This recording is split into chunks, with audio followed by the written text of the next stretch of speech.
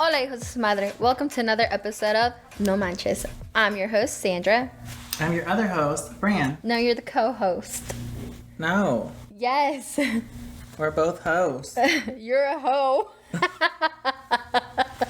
I saw my chance and I had to take it. Wow. And behind the scenes, of course, is Timmy. Timmy? I don't know. What's his name? Freddie. Why did I call him Timmy? It don't matter. It's George, you know. Oh no, Jorge. Why does it always take us forever to introduce him? I guess because he doesn't get, like, you know, camera time. I feel like he needs a little bit of, what is it called? 5 seconds of stardom? Yeah. Or is it 5 minutes? You don't get no 5 minutes, you get a second. Anyways, now moving on to bigger and better things. I feel like I'm all up in your bubble, man. Sorry. I'll move over. It's okay. Oh, there we go. Anyways, so we're going to talk about a very, very important topic in the Latino community. Machismo. What? I thought we were talking about expectations. Well, yeah, but then it ends. Okay, so we're talking about expectations, which is a big topic in any community. So you know how growing up you're held up to certain expectations, or you know your parents want you to be this when you grow up, and it's like, well, you know, I don't really want to be a lawyer. I want to be an artist. Like, oh, that's down the drain, right? But it's not just expectations of like who you're going to grow up to be or anything like that, but also societal expectations. Is that worded correctly? Societal? Yeah. Okay. Yeah? Yeah. It didn't feel right when it came out of my mouth, so I was like, gotta make sure. We got George on backup with the computer, making sure, you know, I don't make a big fool of myself. You know he's not going to check. I would appreciate if he checked. He's not going to check. He's Freddie. He should. Anyways, okay, so obviously, you know, with expectations, there's so much behind it. I know growing up, there's a lot of like, women can't do this or men can't do this or things like that. But whenever I was brought up, my dad never said any of that to me. He was always like, if my grandparents too, my granddad was like, if a guy can do it, you can do it, and in heels.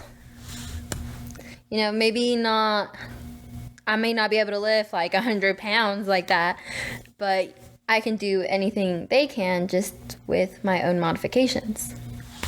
But recently, you know, I had a job interview and I felt like I kind of got passed up because I was a girl. So I literally texted my brother and I was like, I'm a woman living in a man's world. I was so upset about it. But I honestly think I dodged a bullet with the job offer, to be completely honest. And I have a better job offer now, but that's besides the point. I haven't told you. I gotta tell you. That's for the next episode. The shade of it all. So, oh, you want to know what it is? Yeah. I can tell you. So I'm gonna be doing what the job that George initially has stole from me, but just better, you know. Okay, George. Yeah. So what's George gonna do? He's gonna be at the same company. We're gonna work for the same company. We're just gonna be working at different locations in different So y'all gonna be on top of each other? Nah. We'll run into each other occasionally, you know, because we'll be for the same company, but... Then I have to call security. Security! Ah! Security! Get her! You don't know her like I do. No, I ain't all that bad, I promise. You can ask anybody that's ever worked with me. I'm an angel. Y'all just know... I haven't worked with you, so I don't know what you're like. Bitch, I'm an angel regardless. What you mean? Okay. Am I not? Not 5 minutes ago, before you got your cookies. Okay. Bitch, don't call me fat. I wasn't calling you fat. I was a little hangry, guys. I'm not gonna lie to you. A little? Don't make me come for your life again, Fran. I will end you right now. Exhibit A. Exhibit A. But speaking of what we were talking about earlier, so definitely in society there is a lot of and I feel like, and I mean, it in any right, any study it can relate to, but specifically, obviously because this is from our viewpoint, so especially like in the Hispanic community, there's a lot of stigma of like, oh, this is what you need to do, and for not so much for me because obviously I'm a guy, but like I can see it a lot in my family because of my siblings because they're all girls. So there's definitely a lot of you guys need to do this, and this compared to me because I don't have to experience it because I'm also not a woman. Okay, so I have a question. Like in your household, is it like the girls do the cleaning and you have to help with certain other things, or you're responsible for other things that are more like, I guess, masculine? Well, okay. If that would be like a right way to say that. TBH, I mean, with me specifically, ain't not much that I can do. Fran's not out there cutting the yard, guys. Actually, I used to cut the yard. You complained. I used to cut the yard. Fran told me that his mom asked him to cut the yard, and he complained. Because I hate cutting the yard. And he didn't do it. I surely didn't. I let my stepdad do it. But see, that's something that I guess Latinos my mom think. does it. Does she? She'll do it. Yeah, when no one else will do it, she'll do it. And that makes me feel bad. But you still don't do it. You a hoe. But, you let your mama do it? That's mean. It's because when I'm not home. Where's the chivalrousness? How am I supposed to do when I'm not home, though? When you are home, you still complain. What are you doing? Not mowing the lawn. But I mean, I guess it could be considered, but not specifically.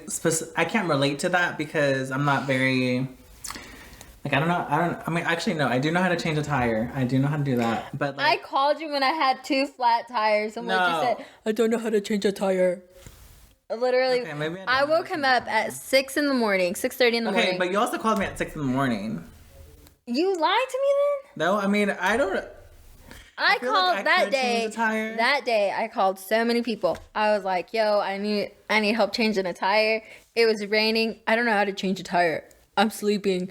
There's no tire places open right now to get a tire anyways. Motherfucker, I just need you to go change it for me. Like, I got the tire. I just need somebody to change it. And I know, as a woman, I should be able to. But to be honest, it was raining. And I already have a really hard time changing a tire when it's not raining. So the way the car was parked, it was like on the mud. I'm telling you, it was a mess. But thank God for the guy that saved me that day. I'm not a damsel in distress, but that day I kind of was. I played the girl card. We all play it every now and then to get our way. We do. Hell, we have it. Why not use it? Right, ladies? I'm gonna have my feminists in the, you don't need a man for this. Like, girl, I get ya, but why are we so mad? Like, less work I gotta do, that's fine. I'll let him have his 5 minutes of joy. His joy ride. There's no riding. It's literally just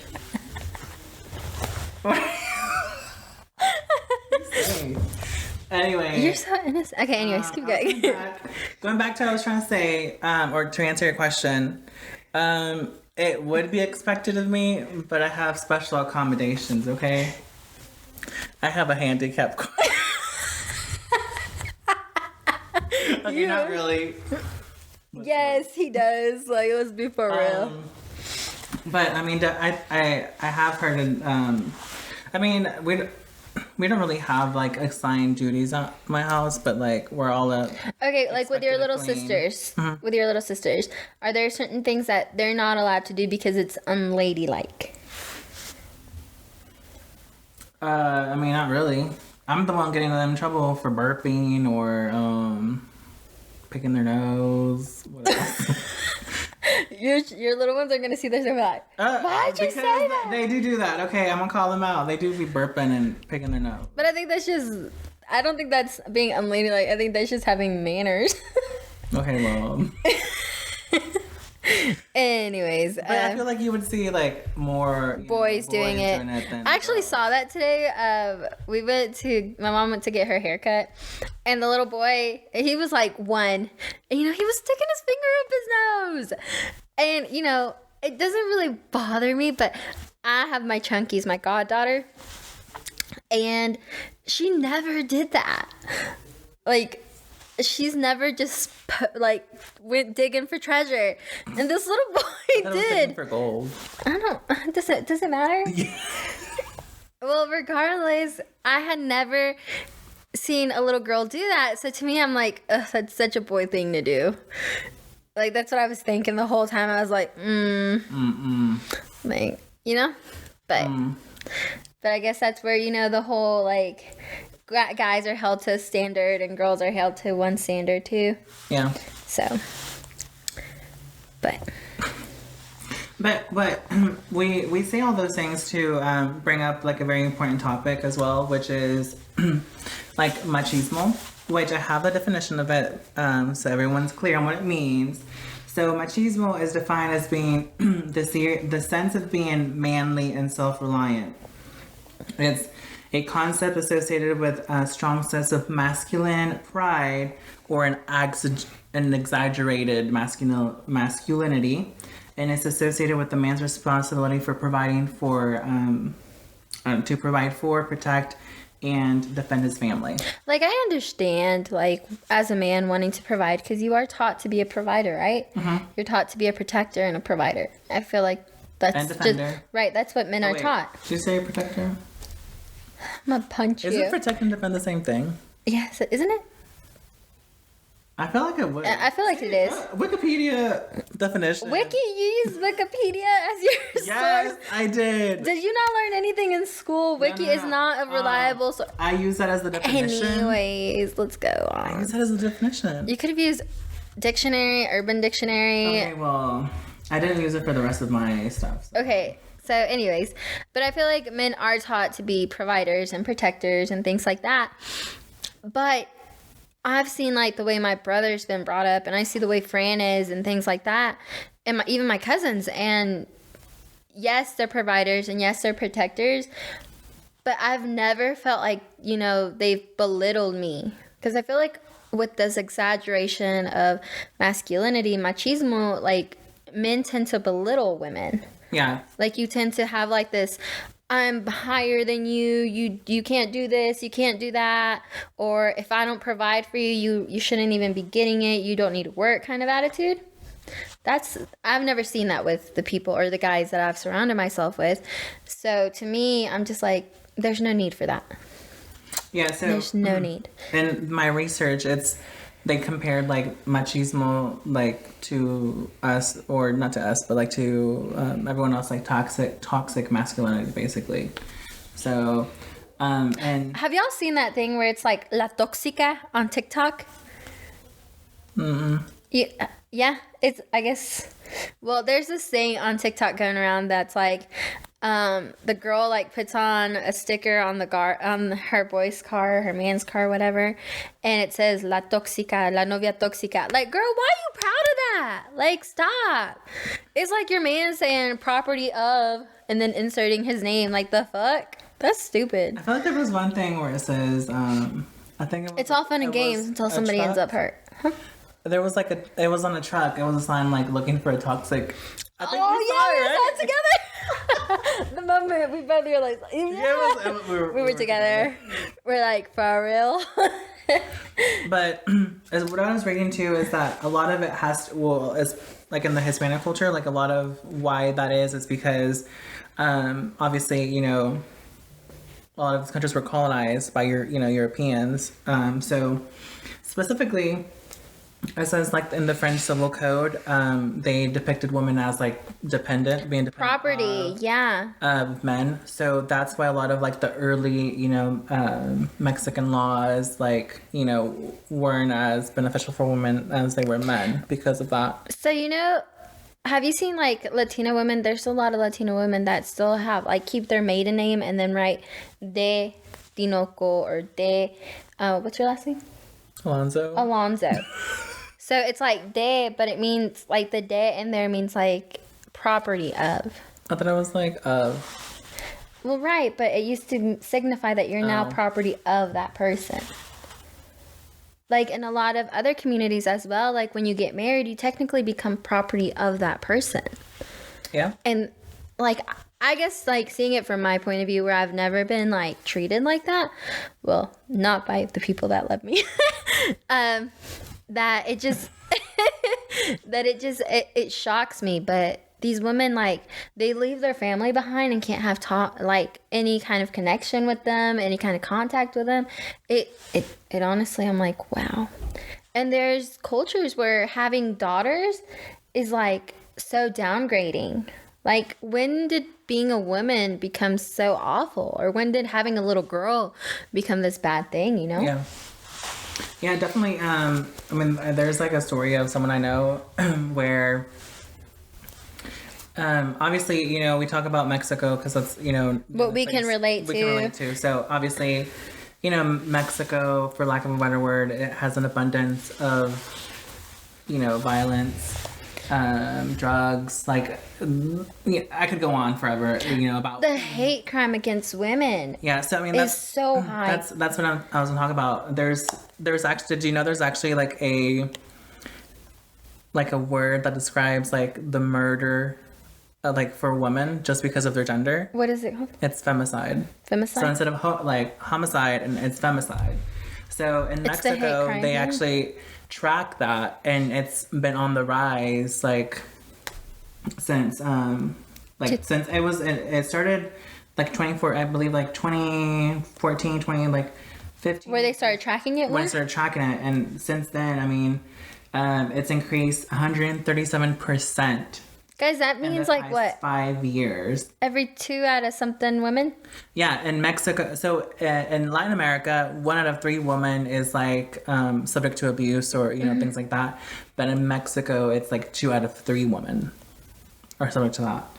And so femicide, you know, since it's been tracked, 137% of that in the last 5 years, which the article I was reading was like 2020. So like since 2015. Shoot. That's increased that much, and it's 4 times the amount of just regular homicide. That is insane. A lot more women are being killed for being women, because that's what, like, literally femicide specifically is when gender is the motivation behind being killed. Mm-hmm. So that's crazy. Like, it really is. It's insane. Like, yeah. I don't know, like talking to my cousins and things like that live in Mexico, like they're afraid to go out by themselves. Like, as you, like here, I don't feel like I'm that scared to like go to Target or go to the mall, you know, by myself. Like, I feel like I'm safe because there's so much protection around me. And even then, like, you know, the phone has a GPS tracking, and I let like certain people know where I'm at depending on what time of the night it is. With that being said, they don't get that, you know? And hate crime against them is so crazy. And catcalling in the Hispanic community is crazy. I hadn't experienced it until I started going like into Marietta area here in Georgia, like that area. And there's a lot of more construction workers there. Like, I had never been catcalled like that to where I felt like, you know, uncomfortable, like I was in danger, like something could happen to me. And then after that, like, I realized it more often, and I was like, why do guys think it's okay to speak to us like that? Like, what? Like, you forgot how to compliment us, you forgot how to say hey, or what's up? Even though what's up would be better than being like, hey mamita, like anything like what's that. Like, what's up? But yeah, I mean, but so go back to my story. Oh, sorry. Yeah. Go back to my story. We're never gonna get through this story. No, I personally know someone who, like, you know, very young, obviously, you know, got with someone, and it was one of those things where, like, they weren't planning on getting like in a relationship. It just kind of happened. Mm-hmm. But obviously, like, he turned, you know, extremely abusive, you know, like hitting, you know, them, whatever. And that's one of the things as well, is like a lot of people, like a lot of women or, you know, victims of abuse, like, don't come forward. But you know why they don't come forward, right? Like, sometimes when people are in really abusive relationships like that, it's almost like dangerous to leave. Yeah. And it's hard to get, like, it's hard to just be like, I need help. Because in the moment that person finds out that you're seeking help, like, you're literally in life or death. Like, at that point, like, anything you say can set that person off, and that could be it. Yeah. I mean, this person was lucky because the guy, instead of, like, trying to find her, like, he just kind of, you know. Let go, like, whatever. No, he really let go. Oh, man, I did not know that. Okay. So, but going back to what you were saying, like 90% of, like, all gender-related killings go unreported. So they don't get reported, they don't get counted. So it's definitely, like, very prevalent, you know, for that to be done. So, and it was funny though, because, you know, in the article that I was reading, it was saying, you know, how Mexico is, like, one of the more like progressive countries as far as, like, having women in, like, legislature. In, like, 2018 they had, like, 40% more women in their Congress, which is, like, a lot. But yet, like, they're still going, you know, through this, and it's not getting addressed. And again, that's because, you know, it's, again, they have, like, violence, you know, gangs, and unfortunately there's a lot of also, like, government involvement, you know, and a lot of corruption. Yep. Yeah, because even, like, the president, the current president, his name is Manuel Lopez Obrador. He, like, someone, like, brought it up to him. He's like, oh, that's just the right, you know, the right side of the government trying to, like, undermine me, instead of actually, like, trying to make sure that they addressed it. Yeah, it's crazy. Yeah. What was your question earlier, though?